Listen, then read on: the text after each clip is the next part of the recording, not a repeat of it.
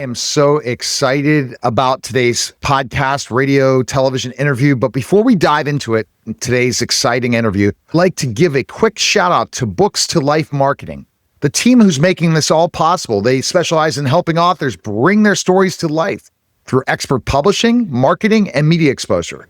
They're behind some of the most inspiring authors' journeys we've seen. And if you're an author looking to elevate your book, check out Books to Life Marketing is the partner you want in your corner. And I'm excited to welcome to the Neil Haley Show, Jerry Mitchell, someone who never imagined he'd become an author, but always chased adventure hands-on. Growing up on a farm near the ocean, Jerry learned life's biggest lessons working with animals and exploring nature, from guiding horses in the mountains to unraveling biblical mysteries through his podcast and teachings. Jerry proves that the greatest adventures often surprise us. Let's welcome Jerry Mitchell to the program. Jerry, thanks for stopping by. You're the author of Tradition to Truth. I appreciate you coming on the show. I appreciate you having me. It's like you jump into this. You've mentioned adventure always called your name. What made you realize the Bible could offer the greatest adventures, Jerry? Oh, wow. What could be more adventurous? People read the Bible and they think it's just full of boring details and boring this. It's not. The Bible in itself is a great adventure book. And when you actually begin to dive into it and study the language, the culture, and the history, it gives us the context we need to understand more and on a deeper level. So the adventure is in being able to peel apart the various components of it to see what fits where and why it fits. And quite honestly, how it doesn't fit with many of our traditions and many of our denominational doctrines. And it's something that definitely gives a lot of life lessons. And I think that's the important part of one of the things that keeps you hooked when you start reading the Bible, is that these stories will relate to your life today, even though it's how many years ago. And you constantly look at these things and say, hey, my life went that route because of decisions I made compared to that person in the Bible made, right? Absolutely. How did growing up on a farm near the ocean shape your perspective on life and faith? The area I grew up in was basically a resort area. So we had this influx of tourists also. But at the same time, being on the farm, we were very well grounded. We would sell produce and eggs and that kind of thing. So people were always stopping by. Many different pastors would stop by for different things. And you got to know these people. You got to talk to them. And I was fortunate enough to be able to ask the right questions and I could tell when I was asking a question, they didn't want to answer. But being on a farm, I don't think it matters if you're at the ocean. I don't think it matters if you're in the Great Plains. There's something about spending your time out in nature every day, getting out and being in the sunshine, it just gives you a completely different perspective on life. And I was fortunate enough to be able to have that through my entire career. And when you wake up and you enjoy where you're living and you get in that peace outside, Jerry, it transforms you. I had to have my fiance Vanessa tell me, hey, what are you doing staying inside in an office with all four walls when you have all the freedom in the world, where you can be upstairs, you can be working anywhere, yet you are downstairs in the studio with no windows. The new office I'm in has windows in my home office, and you're away from everything, no oxygen. And then you finally go out for a second after that time, and you feel this kind of movement and this kind of peace, inner peace, when you walk around in silence, or you do things that are not the intellectual side of things, but you're letting the peace and everything feel when you're outside. My wife asked me a couple of weeks ago, where do you want to go on vacation? And I looked at her and like, why would I go anywhere? We've been married for 30 some years, and we finally have exactly where what we want pretty much and where I want to be. So why would I want to go anywhere? I've got everything I want right here. Exactly. And that's the key. You got to build your sanctuary wherever you're at. And how did you learn that? Who taught you that? That's a great life lesson in so many ways. Actually, one of the fellows that I used to work for, he owned a huge cattle ranch out in Colorado. And one of his philosophies was, I love my horses. I love my cattle. Why would I want to do anything else?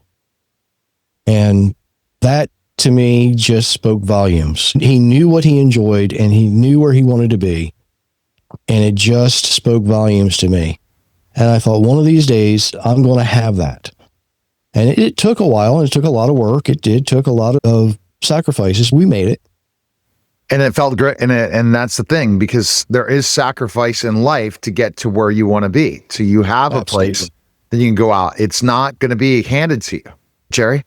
No, it's not going to be handed to you. Genesis, God tells Adam, by the sweat of your brow, you will eat bread. Nothing's going to be given to you anymore. You have to earn it. You have to work for it. You have to pay for it. And that is one of the things that we learn from that lesson is nothing is free. Can you recall one particular impactful lesson you learned from working with animals that helped you understand human behavior better? Oh, wow. There's a lot. With large animals, basically, you need to just slow down, work them the way they want to be worked. You deal with them on their level. And when you do that, it's a lot easier to accomplish what you need to accomplish. The small animals, my family kept bees for years and years. You get in a hurry with bees, you will get the point. So slow down and be easy, because you'll get stung. Definitely will. And because you see this with animals, and that's just very interesting. So observing animals can teach you some life lessons, it sounds like. What life lesson would you want? Give me a particular animal and what life lesson it gave you. I had a very good horse many years ago. And this horse was one of the kind that only come around once in a lifetime. And I was fortunate enough to have it.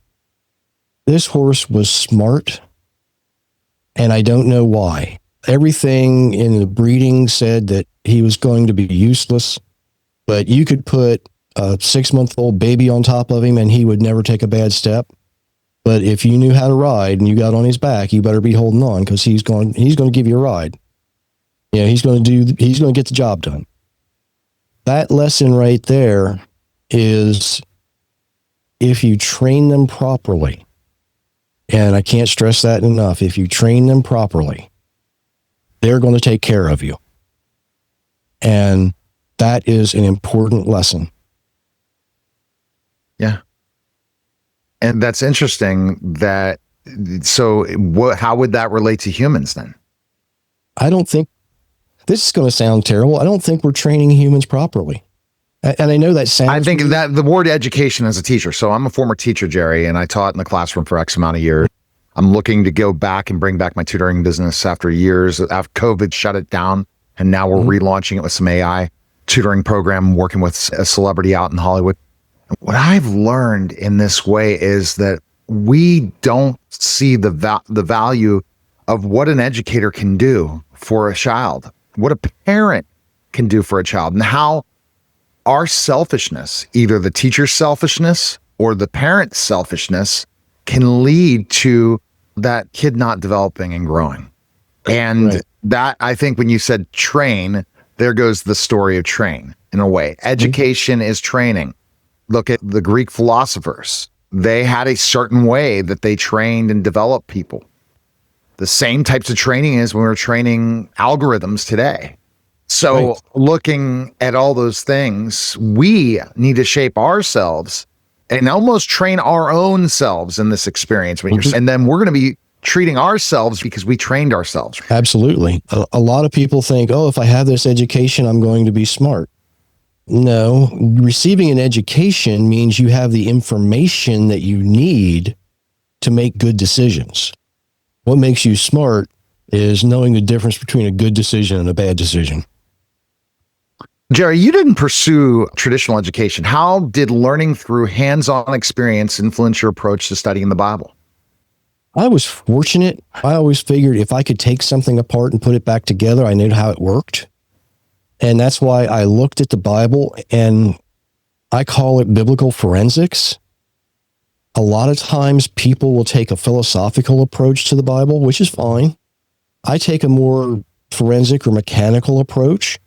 And the majority of the time, if the philosophers are honest, they're going to agree with what I see and what I say. Sometimes we don't always agree, but typically it's because of a misunderstanding somewhere in some word or some phrase or something minor. But I always thought if I could take it apart, put it together, it's no different. Literary work is no different than an engine. It's no different than anything else. You should be able to take it apart and put it back together. And that's what I did. You talk about solving mysteries and puzzles in the scripture. Could you share one Bible mystery you found particularly fascinating? One of the questions that is so often asked by many people, and that is, how do you get 3 days and 3 nights between Good Friday and Easter Sunday morning? And you can't. There's no way to do it. It's just impossible. Jesus said, you get one sign, the sign of the prophet Jonah. As Jonah was in the belly of the great fish for 3 days and 3 nights, so the Son of Man must be in the heart of the earth for 3 days and 3 nights. And I looked at that and I'm studying and I'm like, there's an answer. I just don't know where it is. And I put it on the back shelf for a bit. And believe it or not, the answer's in Daniel. And I'm reading this and I'm like, this is impossible. Because in Daniel, it says that there will be someone who causes the sacrifices and the oblations to cease. And he will be cut off in the midst of the week, but not for himself. The midst of the week is what we consider Wednesday. And I looked at that and I'm like, is it possible? Could it be possible?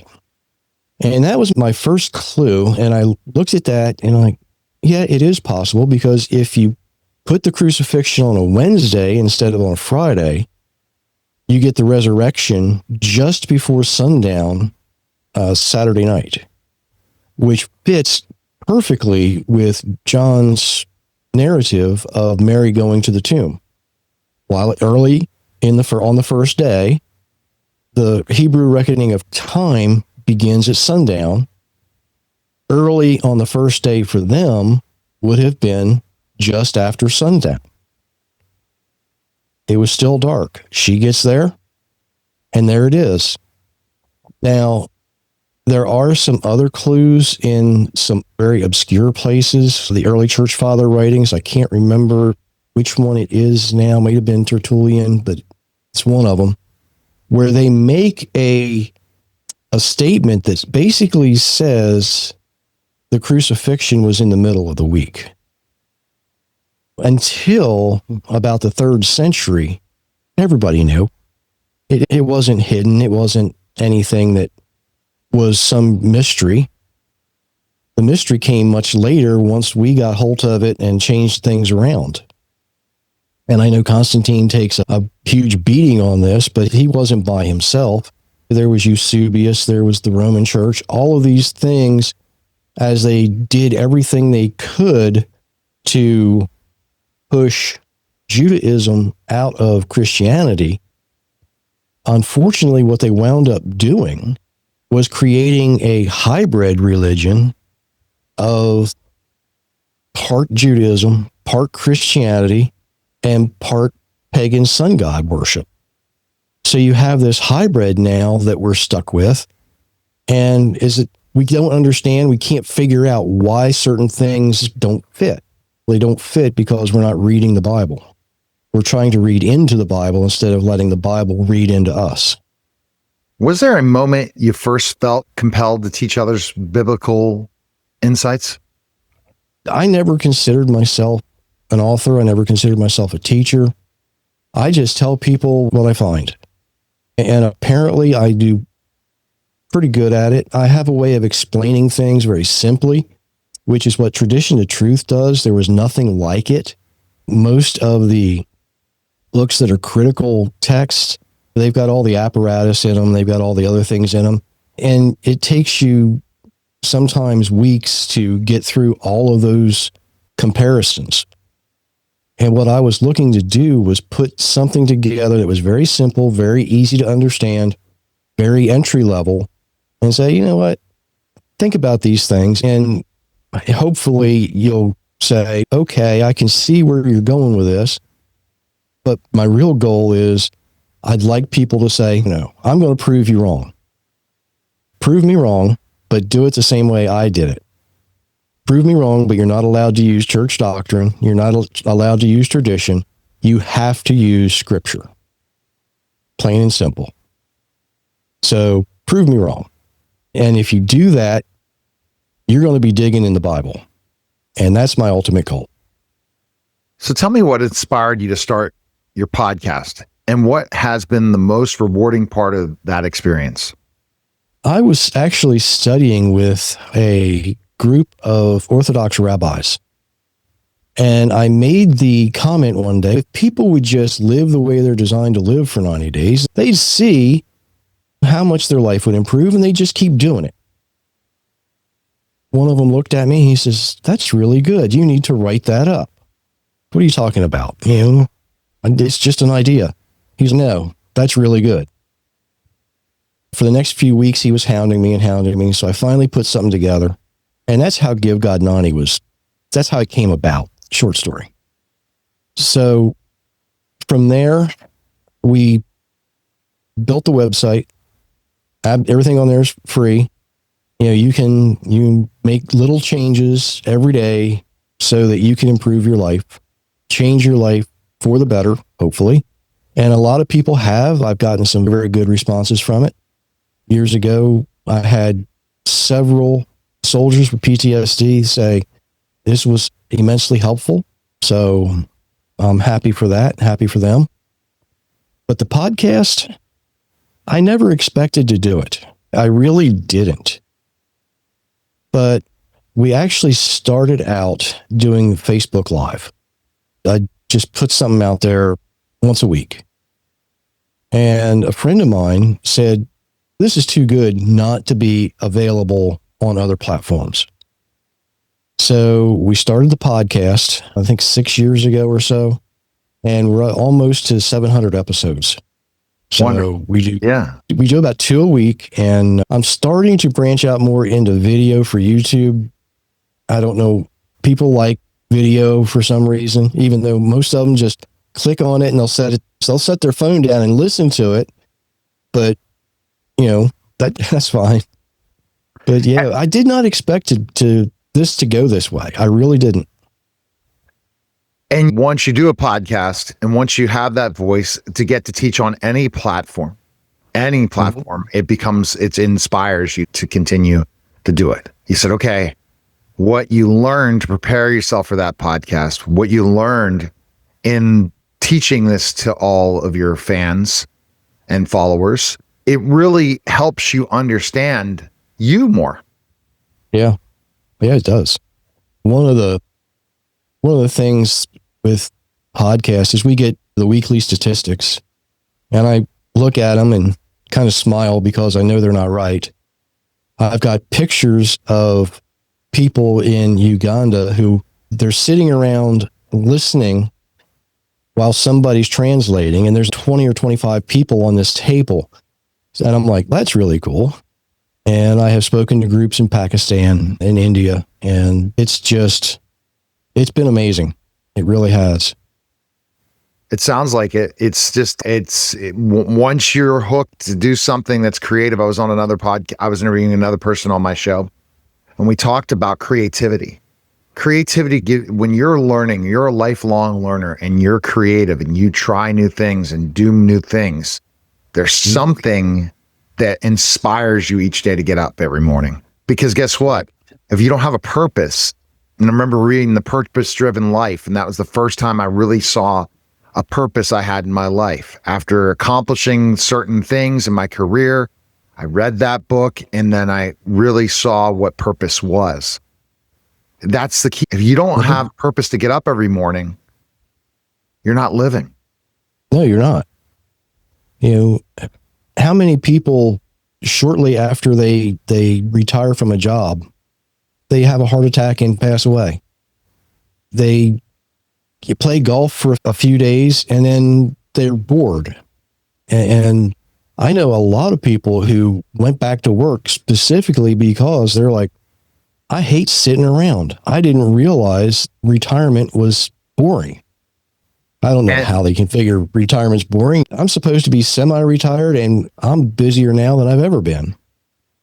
There's a lot to do. So tell me about your books that are out so people that can go check out your books. I want to know about them. Okay. Tradition to Truth is very entry level, very simple, very easy to read. There were people who wanted more. They wanted more detail, more depth. God's Universe, God's Rules came out, and it deals a lot more with biblical authority and how we should be holding man's ideas and comparing that to the Bible instead of comparing the Bible to man's ideas. Because let's face it, if you believe God, why would you challenge, what he said to what you think?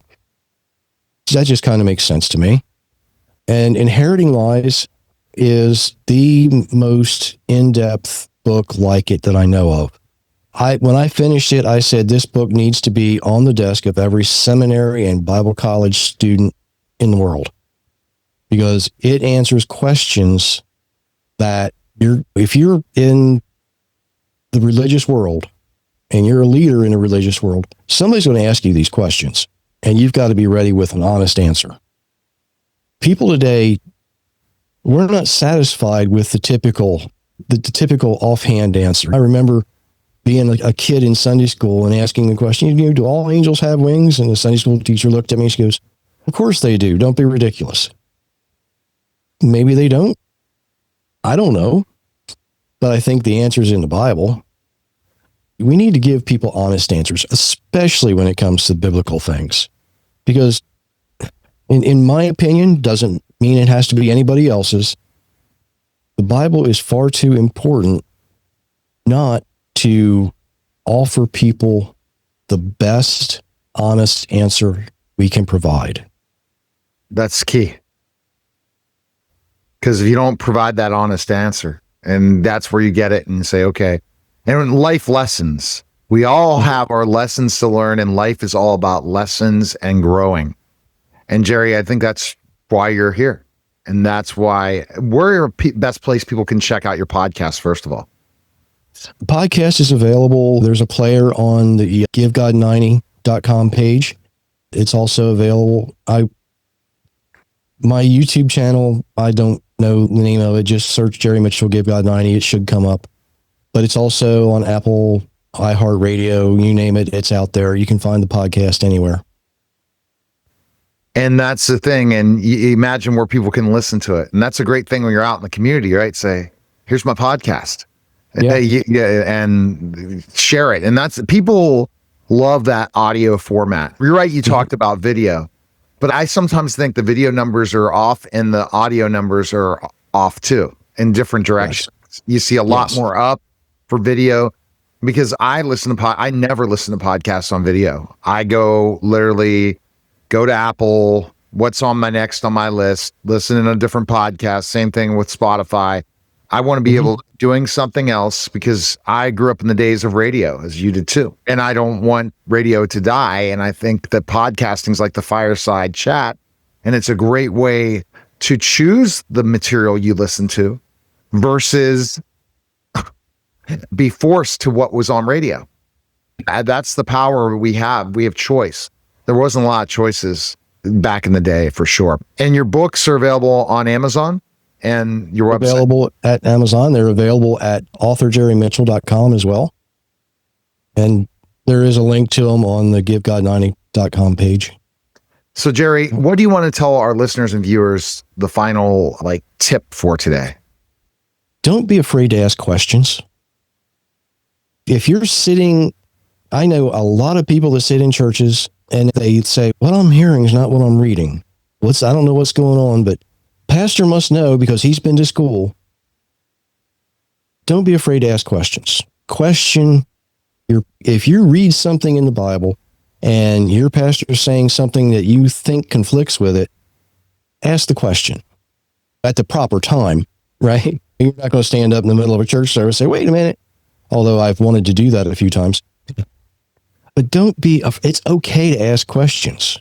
You have my permission, okay? I will give everybody my permission to ask questions. It's okay. Because if you don't ask, you're never going to get the answer. All right. That's a great point. We don't ask questions. Thanks again, Jerry, for being on, and I appreciate it. And thanks again to Books to Life Marketing. Take care. Absolutely. You're listening and watching The Neil Haley Show, and we'll be back in just a moment.